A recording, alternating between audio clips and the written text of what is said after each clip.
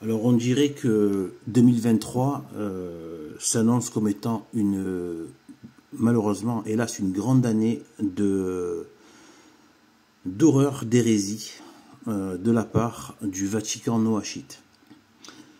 Noachite, je rappelle brièvement que c'est le culte que veut mettre en place la franc-maçonnerie, mais pas que, hein, c'est toutes les forces occultes, un culte mondial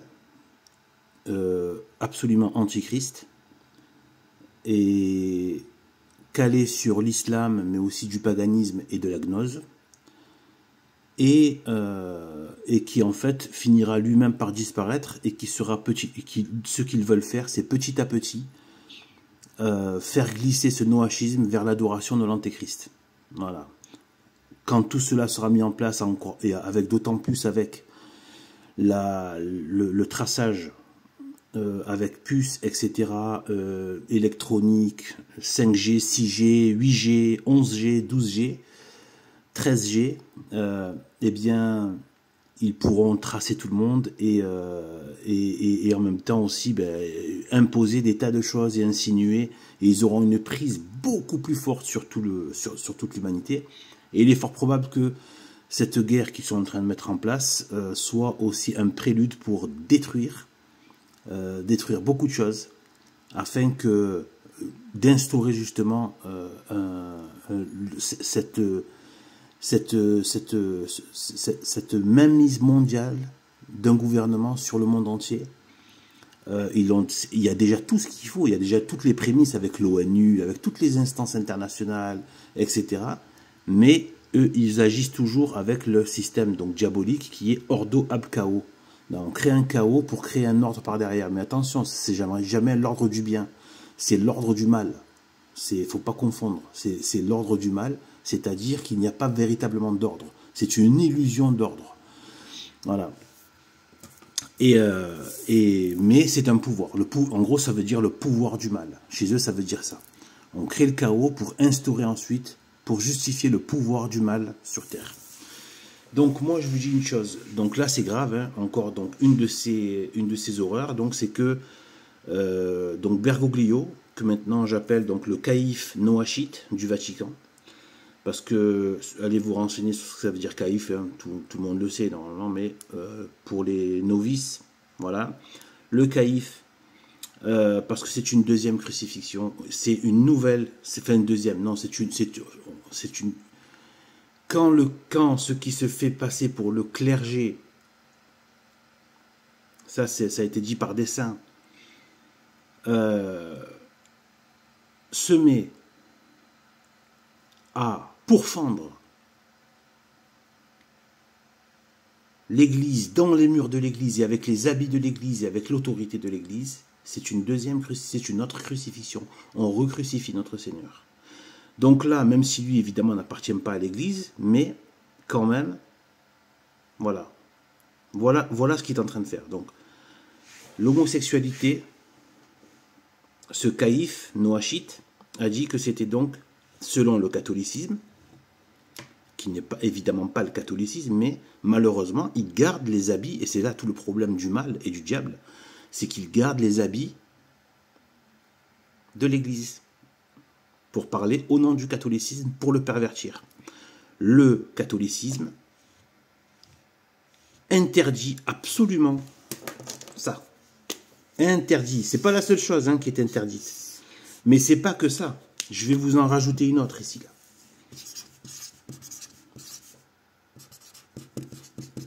Parlons clairement maintenant. Depuis le péché de Sodome et Gomorrhe, même si à Sodome et Gomorrhe, il n'y avait pas que la sodomie comme problème, c'était toutes les impuretés sexuelles. C'est pas que la sodomie. Mais la sodomie est un marqueur très important de cette déviance de l'impureté. Je vais juste rappeler une chose qui a l'air d'échapper à beaucoup de monde. C'est que qui est concerné? Évidemment, l'homosexualité. Enfin, voilà. Mais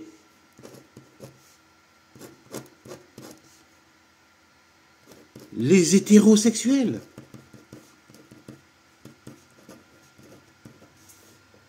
C'est interdit pour tout le monde. C'est pas qu'une question que pour les homosexuels. La sodomie est un acte interdit. La fellation est interdite. D'accord? Donc, désolé de parler de ce genre de choses dans les détails, mais si vous enlevez la fellation et la sodomie à l'homosexualité, il reste quoi en fait? Il reste quoi? Un amour platonique? Eh bien, à un moment donné, si tant est qu'on puisse parler d'amour, ça devient une amitié, eh bien, en fait, eh bien voilà. Donc en fait, c'est interdit. C'est pas interdit que pour les homosexuels. C'est interdit pour tout le monde, même un couple marié à l'église, tout ce qu'on veut. On ne touche pas à ça. Et c'est de foi, c'est un dogme, c'est un péché qui crie, allez vous renseigner, qui crie vengeance au ciel. Pour tout le monde. Des fois, qu'il y aurait même des hétéros qui auraient envie de banaliser ce genre de choses. C'est pareil. Donc, il crie vengeance au ciel.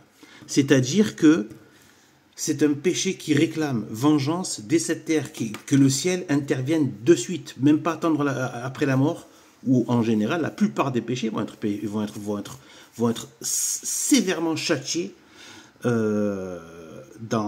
pour la purification des saints, de ceux qui sont, voilà, des justes, pour leur sanctification et pour la damnation éternelle, le péché, le supplice éternel dans l'enfer, qui est une réalité absolue.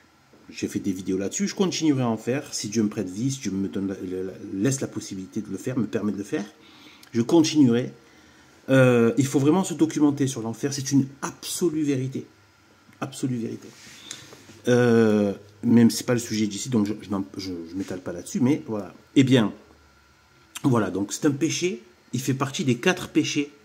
Il y a 4 péchés qui crient vengeance au ciel. Bon, je les ai pas forcément tous en tête, mais il y a tout ce qui va être faire, ne pas payer ses ouvriers, le salaire des ouvriers, faire du mal contre les veuves et les orphelins, et aussi les homicides. Voilà. Donc il n'y a pas que la sodomie en fait, c'est pas que la sodomie, c'est tout ce qui est péché contre nature. D'accord? Tous les actes sexuels qui n'ont pas été prévus dans la sexualité humaine, par la nature, dans la nature qui a été faite par Dieu. Les lois de la nature qui ont été des règles de la nature qui ont été faites par les lois de Dieu. Donc sa volonté, sa parole sont vertes. Et donc, aujourd'hui, regardez la perversité donc de Bergoglio, le caïphe noachite du Vatican. Eh bien, c'est de faire croire que, avant de parler déjà je terminerai sur la perversité, mais d'abord je vais dire donc, il dit, ce n'est pas un crime, c'est un péché. Mais ce qu'il faut ajouter, c'est que c'est un crime contre Dieu et contre le ciel. Et ça, il s'est bien gardé de le dire. Oui, l'homosexualité est un crime contre Dieu. Apparemment, ça ne lui pose pas de problème qu'on soit criminel vis-à-vis de Dieu. Je rappelle que ce n'est pas une fatalité, l'homosexualité, ou des gens, même des hétéros, qui seraient portés à des actes contre nature. Ce n'est pas une fatalité. La pédophilie, toutes ces abominations, eh bien, les actes contre nature, c'est que les personnes sont sous infestation ou obsession ou possession, là c'est le plus grave, mais démoniaque, des démons qui travaillent avec Asmodée, dans la hiérarchie d'Asmodée, d'accord, qui sont sous le commandement d'Asmodée. C'est eux qui poussent à ça. Donc en fait, en entrant dans une vie de vertu chrétienne, en allant à la messe, en faisant ses confessions, en arrivant en état, enfin, voilà quoi, absous, et tout le reste, hein, la prière, etc., voire aussi des exorcistes, si c'est vraiment trop fort, des prières aussi de délivrance, etc. Et on peut facilement sortir de ça, c'est possible. En fait, avec Dieu, c'est tout à fait possible. On nous fait croire que ça, c'est une sorte de déterminisme, une fatalité de la nature. Non, c'est pas vrai. Comme les hétéros qui sont déréglés, là, c'est pareil. Ou l'ignominie infâme, innommable de la pédophilie, ou de l'homosexualité, ou des hétéros qui s'adonnent aussi à des choses abominables, atroces. Imaginez tous ceux qui font, par exemple, sont hétéros, mais ils font par exemple les échangistes. Ils font par exemple comment on appelle ça, ben, les orgies, des choses comme ça. C'est de la dinguerie. On est chez les fous. Tout ça, c'est des signes de fin de race humaine, hein, fin de société. Hein. Donc en fait, donc du coup, voilà. Eh bien, en fait, ce qu'il ne dit pas, c'est que c'est un crime. Oui, c'est un crime contre Dieu. Nous, on est des catholiques. On n'est pas là en train de se dire non, ça n'a pas de valeur parce que, et c'est là où je veux en venir à la perversité. C'est qu'en fait, qu'est-ce qu'il est en train de dire? C'est un péché contre Dieu, mais comme il parle à la société moderne, à la société athée, à la société antichrist, pour laquelle il travaille, il dit, c'est un péché contre Dieu, mais ce n'est pas un crime aux yeux de la société. Donc, au niveau légal, on laisse tranquille. Donc, on n'a pas le droit, une société n'a pas le droit de légaliser, de faire des lois pour empêcher l'homosexualité. L'air de dire, c'est pas grave. Ce n'est qu'un péché contre Dieu, enfin. Et Dieu, bon, il pardonne tout, hein, n'est-ce pas? Et bien sûr, il y en a beaucoup qui vont déchanter, j'espère ne pas en faire partie. Ni moi, ni tous mes frères, et tout le monde d'ailleurs, hein, même ceux qui disent ça, hein, je veux dire, c'est, voilà. Eh bien, voilà, donc il est en train de dire ça, en fait, en train de dire, regardez, je vous ai bien dit que c'est pas un crime, donc socialement, ça passe. Et c'est d'ailleurs ce qu'il est en train de faire. Il est pour maintenant, il est en train de dire, le mariage civil homosexuel, il le soutient. Donc ça veut bien dire ce que ça veut dire. C'est bien lié au social. Donc il enlève le règne social de Dieu. Et à quoi sert un pape qui ne cherche pas le règne social de Dieu? Vous pouvez m'expliquer? Il sert à quoi, lui, en fait? S'il ne sert pas le règne social de Dieu, il sert le règne social du diable. Il n'y a pas d'entre-deux. Il n'y a pas d'entre-deux, vous comprenez? C'est comme ça, voilà, hop. Vous voyez un entre-deux ici? Il n'y en a pas. D'accord? Il n'y en a pas. Il n'y a pas d'entre-deux. Il y a ou l'un ou l'autre. Voilà. Ou le diable ou Dieu. C'est aussi simple que ça. Donc, et après, c'est toutes les ramifications du diable avec les démons, etc. Le péché originel, hein, dont on garde, nous, on a encore la trace du péché originel. Et tous, on peut tomber là-dedans, dans ces impuretés sexuelles. On n'est pas là en train de dire, oui, non, même moi qui parle, je peux avoir cette tendance à partir en vrille. Je pense pas là-dedans, mais je peux partir en vrille au niveau hétéro. Tout le monde est susceptible de. Mais, non, quand on est dans la grâce de Dieu, on n'est pas du tout attiré par ce genre de choses. Rien, même pas par l'abus sexuel, même pas par la fréquence sexuelle, même pas par l'appétit sexuel. Il devient, voilà, très, voilà, simplifié et truc. Voilà. Moi, personnellement, c'est bon. Je ne cherche pas, voilà, pas de, voilà.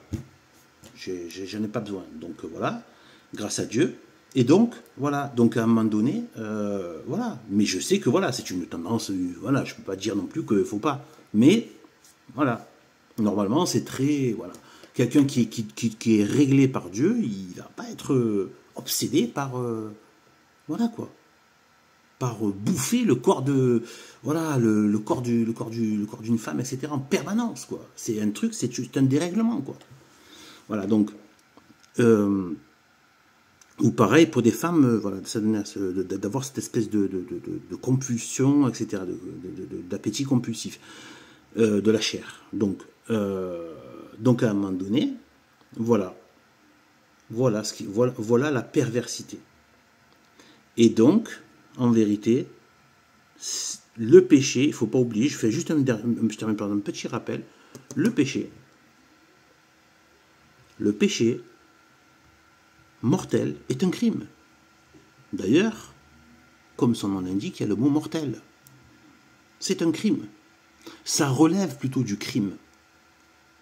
Ça relève du crime.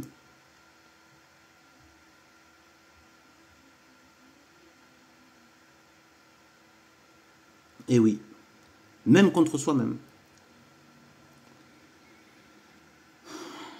Et même vis-à-vis de Dieu. Si on chasse la vie de Dieu à cause du péché, on n'a pas le pouvoir, nous, de chasser la vie de Dieu.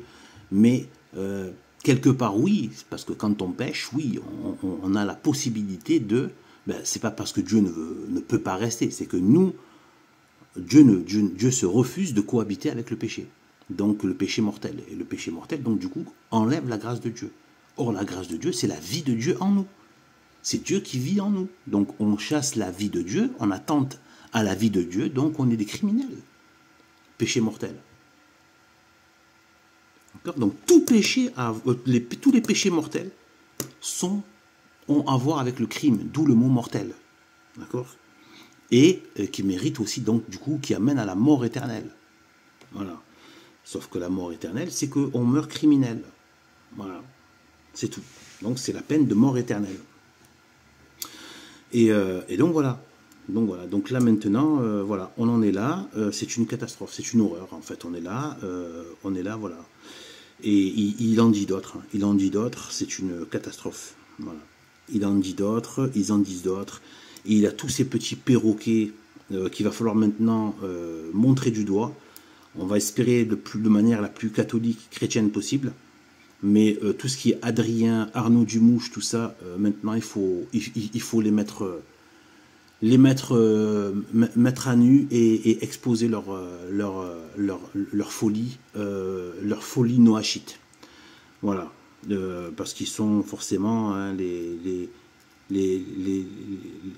comment dire, voilà, les petites mains du noachisme du Vatican. Et c'est pas pour rien qu'ils ont une tribune et que le système leur laisse la parole et voilà, ne leur met aucun bâton dans les roues. C'est parce que, comme disait notre Seigneur Jésus-Christ, quand il a dit « Si vous étiez du monde, le monde aimerait ce qui est à lui. Mais comme vous n'êtes pas du monde et que je vous ai tiré du milieu du monde, le monde vous hait. » Donc le fait d'être aimé d'un monde et donc d'être apprécié, d'être quand on vous laisse, c'est que quand on vous laisse la tribune, c'est que vous allez dans le sens du système. Et que vous ne subissez en plus aucune persécution, aucune quelque chose qui va contre vous. Et bien ça veut dire que, voilà, donc,